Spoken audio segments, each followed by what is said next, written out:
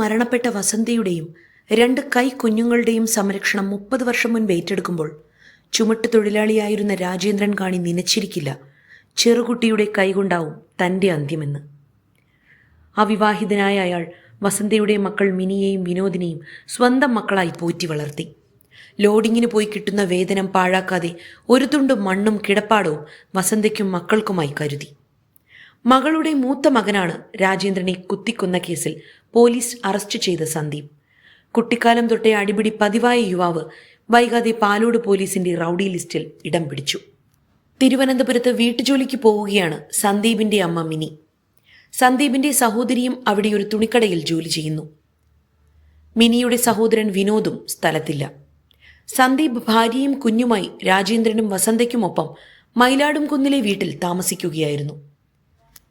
ഇതിനിടയിൽ നിരവധി അടിപിടി കേസുകളിൽ സന്ദീപ് പോലീസ് പിടിയിലായിട്ടുണ്ട്. ബൈക്കിടിച്ച് വസന്ത മരിച്ചതോടെ രാജേന്ദ്രൻ വീട് വിട്ടിറങ്ങി. മങ്കയം ഇക്കോ ടൂറിസം സെന്ററിലെ നൈറ്റ് വാച്ചറായിരുന്ന രാജേന്ദ്രൻ നേരത്തെ INTUC ചുമട്ടുതൊഴിലാളി യൂണിറ്റ് അംഗവും ക്ഷേത്രോത്സവ നടത്തിപ്പ് ഉൾപ്പെടെയുള്ള പൊതുകാര്യങ്ങളിൽ സജീവ സാന്നിധ്യവുമായിരുന്നു. വസന്തയുടെ അപകട ഇൻഷുറൻസുമായി ബന്ധപ്പെട്ട് ക്ലെയിം ചെയ്തതാണ് രാജേന്ദ്രനോടുള്ള പകയ്ക്ക് കാരണമെന്ന് സംശയിക്കുന്നു.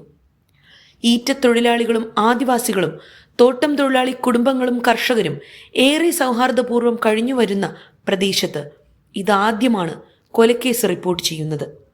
അതിൻ്റെ ഞെട്ടലിലാണ് നാട്ടുകാർ.